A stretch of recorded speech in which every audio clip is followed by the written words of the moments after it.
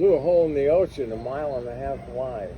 That's how big it was. And we were 75 miles away, and yet we got caught in fallout. Well, what about the aftershock? Well, yeah, the aftershock. Yeah, I can still see it. We were in a broadside position, and the aftershock, you could, well, the blast sounded like a cherry bomb going off in your ear, but you could see it coming across the ocean, and the ocean was like rearing up and coming towards us. It's a lot of energy that was expended, and the ship started like rattling. We were in a broadside position, and then it settled down. But they never told us much at all. And But could you see your bones in your hand? And oh stuff? yeah, we had to face away from the blast area. And if you didn't have a mask, you had to go like that. And yeah, you could see the bones in your arms.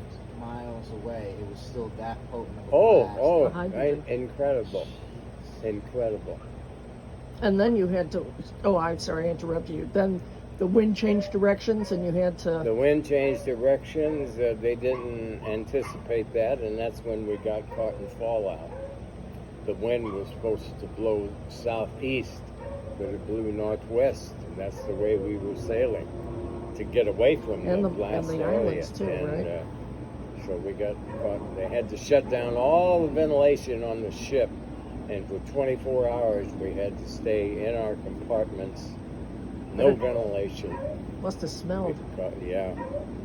The ship had a washdown system on it, pipes all over the place, but that was to wash away the radioactive water. But they used the water from the ocean, right? Yeah.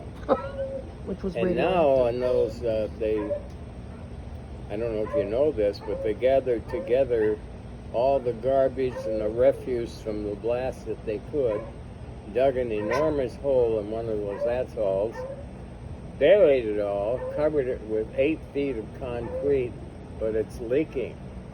It's leaking into the ocean. Well, and the water's rising. Yeah. Well, yeah.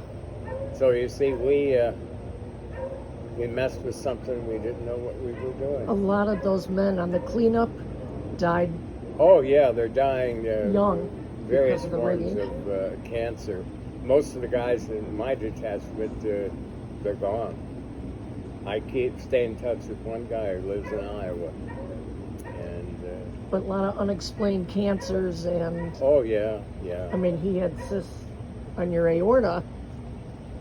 Like, what, 6 of them you had removed?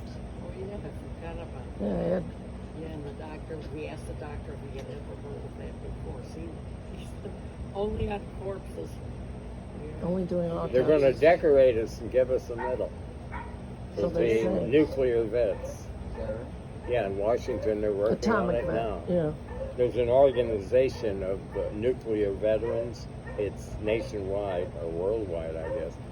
And there are a lot of descendants, grandkids of my generation who were the energy behind this organization, Nuclear Veteran. Well, right. His So descendants of these men that have some such of the high men got rate. $75,000 if they could prove that their injuries, their cancer, was related to nuclear radiation. But most of them didn't get anything from the government. Well, it was top secret, and then he needed hearing aids, so we went to where was it? The VA hospital. And since that was top secret, nobody had information on it. So, and he earned too much money that they would not give him hearing aids. This is the VA in The VA, what is it? North Chicago. North Chicago. And all the people that really need hearing aids, that explosion was loud, but I think all veterans should get it. But he earned too much, and his records were top secret. Well, people were indifferent. Their employees. Oh, they could care less. They could care less, and the woman had me fill out some forms and gave them to her, and she said, "Oh, you're not going to get any help because you earn too much money." Right. And I said, what? And then we went to see another guy, and he didn't want to talk about it. Talk about indifference. The VA. We sat around all day. Yeah. And then at the end, remember, a lot of them had never heard of the atomic veterans. And they sent us to, I don't know, go to the Agent Orange room. Remember that? And the supervisor wasn't there, but some other people were there. Didn't the woman say there's no such thing as an atomic veteran? Yes. To him. There's no such thing as an atomic Well, I said they veteran. were all indifferent. They didn't Uh-huh. employ as the VA. They didn't care.